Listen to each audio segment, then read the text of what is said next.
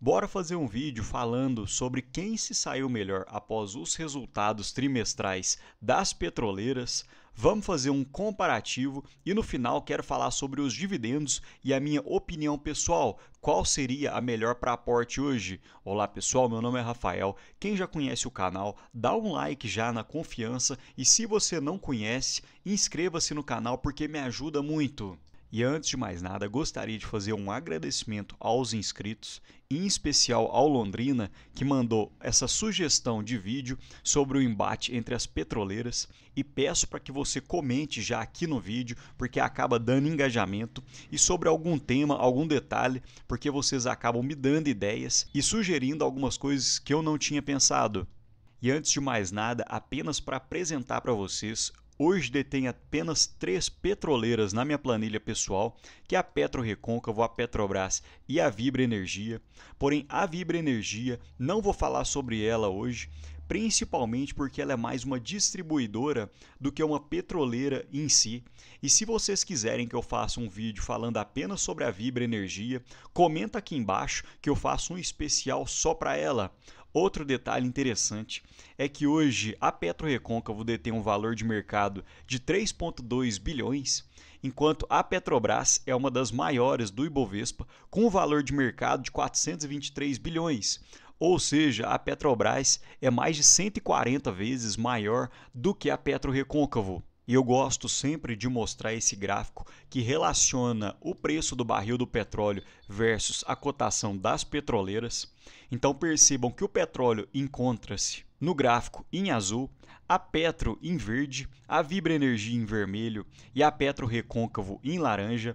E percebam que em meados de 2021 o petróleo disparou e nesse mesmo período a Vibra Energia subiu, porém a PetroRecôncavo e a Petrobras subiram de uma forma ainda mais intensificada e desde meados de 2021-2022 o preço do petróleo vem despencando, consequentemente as cotações da PetroRecôncavo já caíram mais de 50% no mesmo período e a Petrobras se manteve praticamente estagnada desde meados de 2022. Então, para quem tem ações desse setor, assim como eu, tem que ficar ligado mais no preço do petróleo do que em ruídos externos, em tarifas, em guerras. Fica mais ligado no preço do barril do petróleo que você vai conseguir entender para onde que está indo as cotações. Outro ponto que eu gosto de destacar é que nos meus investimentos eu tento seguir um fluxo anticíclico, ou seja, no momento de euforia, eu tento olhar para as ações que não subiram tanto ou até mesmo que caíram, porém não é apenas porque caiu que você tem que comprar, tem que olhar os números, tem que olhar como que está o balanço, se está saudável, se pode melhorar para os próximos anos e assim você decidir comprar. Porque percebam que o Ibovespa em 2025 subiu cerca de 30%, em dólares subiu mais de 50%, enquanto a Petrobras cai cerca de 10% no mesmo período e a PetroRecôncavo sofreu ainda mais, com uma queda de cerca de 33%. Outro gráfico interessante mostra o preço do barril do petróleo nos últimos 20 anos. Então, olhando pela média histórica, o preço do barril do petróleo ficaria na casa dos 72 dólares. E hoje o preço do barril do petróleo encontra-se em 64 dólares. Então, olhando por esse quesito, para que o preço do barril do petróleo retornasse às médias, o preço ainda teria que subir mais de 10%. Então, olhando por esse indicador, o preço poderia estar atrativo para a gente fazer algumas entradas. E para a gente entrar no tema do vídeo, que é um comparativo entre a Petrobras e a PetroRecôncavo, e qual estaria melhor de aporte hoje, falando sobre os destaques do terceiro TRI de 2025 da Petrobras, 12 bilhões de EBITDA de forma recorrente, um aumento de 17% versus o segundo TRI, um lucro líquido de 5,2 bilhões, 28% acima do segundo TRI de 2025, um fluxo de caixa operacional de 9,9 bilhões, 31% versus o segundo TRI, e um fluxo de caixa livre de 5 bi, o que foi 44% acima do segundo TRI de 2025. E para quem é acionista da Petrobras, tem que entender que ela paga proventos na ordem de 45% do fluxo de caixa livre. Então, esse número é muito importante porque vai ditar os dividendos que serão pagos aos acionistas. e no terceiro TRI de 2025 foram anunciados 12,2 bilhões em dividendos. E um ponto que tem ajudado muito a Petrobras nesse período em que o preço do barril do petróleo tem despencado é a produção média, que subiu em cerca de 17% olhando ano contra ano, e TRI por TRI cresceu cerca de 8%. Então hoje a Petrobras detém uma produção total de 3,1 milhões de barris por dia. E olhando apenas a produção do petróleo, foi de 2,5 milhões, enquanto no terceiro TRI de 2024 foi de 2,1 milhões. Então esse ponto é muito positivo, porque normalmente as receitas das petroleiras ou vêm com o aumento da própria produção da companhia ou através do preço do barril do petróleo vendido.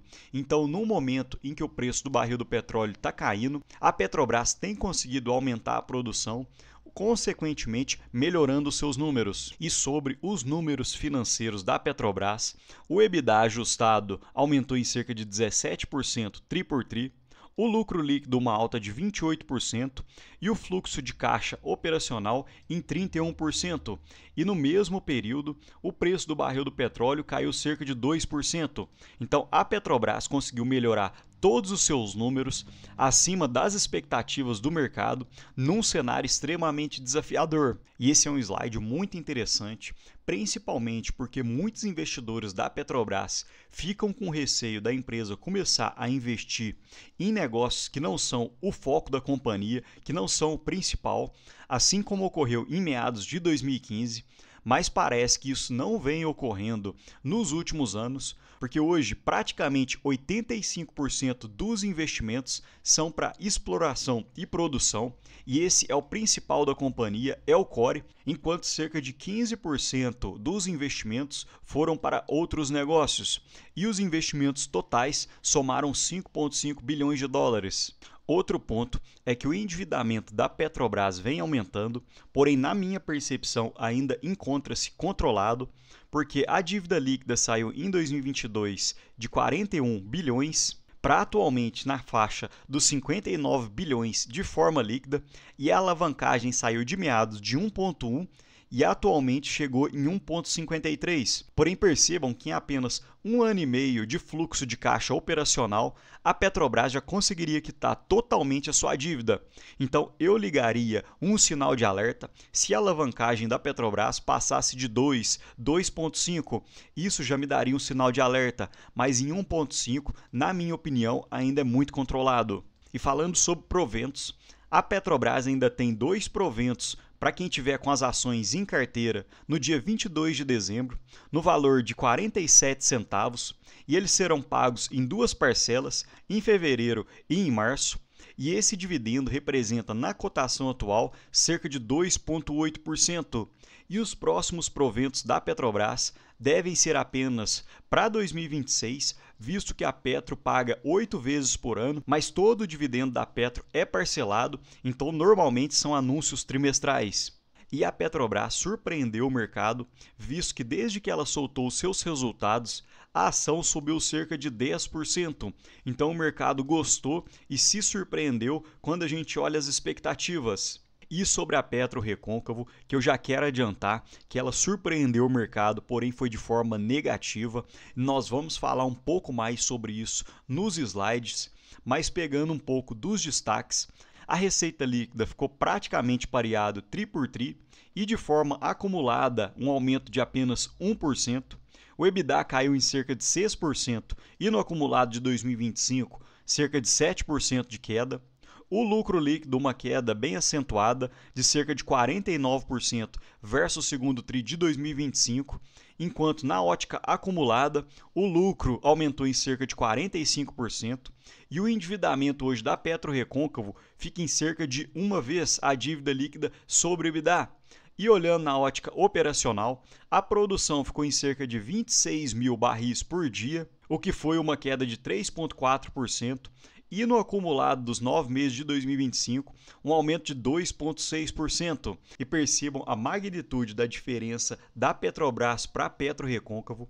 Enquanto a Petrobras tem uma produção diária de 2,5 milhões de barris por dia, a PetroRecôncavo detém 26 mil barris por dia. E esse foi o ponto que mais desagradou o mercado, que foi a produção da PetroRecôncavo, que se manteve praticamente estagnada, olhando tri por tri e ano contra ano, e havia uma expectativa, olhando para os últimos anos, de que no final de 2025 a PetroRecôncavo teria uma produção de cerca de 29,2 mil barris de petróleo por dia, o que seria quase 10% acima da produção atual, porém isso não tem se concretizado e aparentemente ainda pode demorar um pouco para a produção da PetroRecôncavo atingir esses 29 mil barris, porque ela não tem conseguido, em nenhum dos seus dois ativos, aumentar a sua produção.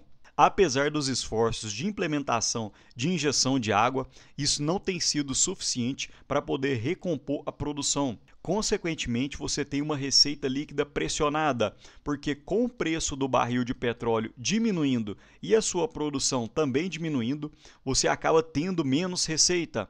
Então percebam que a receita líquida da PetroRecôncavo caiu tri por tri em torno de 2%, enquanto olhando na ótica anual saiu de 849 milhões para 786 milhões, e o baque só não foi maior porque a PetroRecôncavo fez a venda de um estoque de petróleo, de uma venda de um volume que estava armazenado junto à Brava Energia, senão poderia ter sido pior do que foi. E um ponto que bateu o lucro líquido foram os investimentos da PetroRecôncavo, que saíram do segundo TRI de 2025 de 367 milhões para atualmente em cerca de 569 milhões, porém percebam que a maior parte dos investimentos foram ativos de midstream, porque a PetroRecôncavo concluiu a aquisição de 50% de um midstream de gás natural no Rio Grande do Norte e que já desembolsou 297 milhões, ou seja, 85% da aquisição, e os 15% remanescentes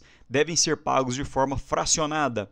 E esse ponto deve ser muito positivo para a PetroRecôncavo, porque quem conhece o setor sabe que o midstream, que seria após o refino e a produção e antes de chegar no consumidor final, consome uma certa parte da margem da empresa.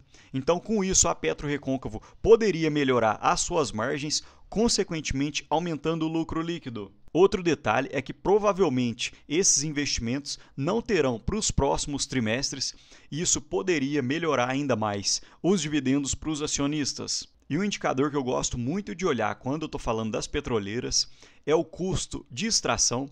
Então a PetroRecôncavo conseguiu sair no quarto TRI de 2024 de 14 dólares por barril, desceu para cerca de 13,9, porém no último trimestre aumentou em cerca de 5% para 15,50 o custo de extração do barril de petróleo.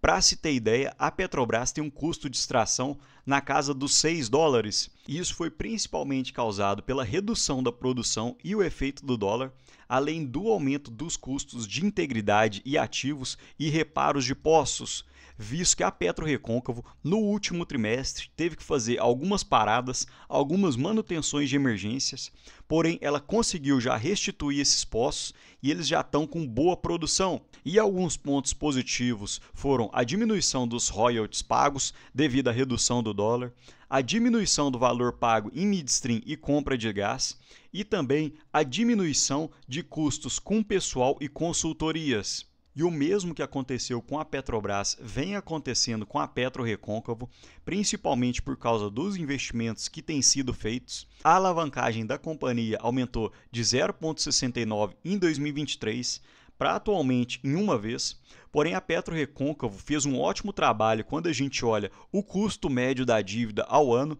que saiu de quase 9% para atualmente em 6,5%. E conforme já havia falado, um endividamento de uma vez a dívida líquida sobre o EBITDA não me preocupa tanto, porque com apenas um ano de geração de caixa, a PetroRecôncavo já conseguiria quitar sua dívida. Se ela chegasse num endividamento próximo de 2, 2,5 a 3, eu ligaria um sinal de alerta. E eu gosto sempre de apresentar esse gráfico porque ele é fantástico e mostra que a PetroRecôncavo ainda tem uma ótima margem antes de começar a dar prejuízo. Então, olhando o preço do barril do petróleo médio no trimestre foi de cerca de 69 dólares. E a receita líquida dividido pelo preço do barril de petróleo ficou na casa dos $58. Então percebam que dentro desses $58, $29 são de margem da PetroRecôncavo, 3,8 de despesas operacionais, midstream 5,8, royalties $4 e o custo de extração em 15,50. Então a PetroRecôncavo ainda detém uma boa margem antes de começar a dar prejuízo. E falando sobre dividendos, a PetroRecôncavo pagou já em 2025 90 centavos por ação, o que na cotação atual seria um dividendo na casa dos 8,5%.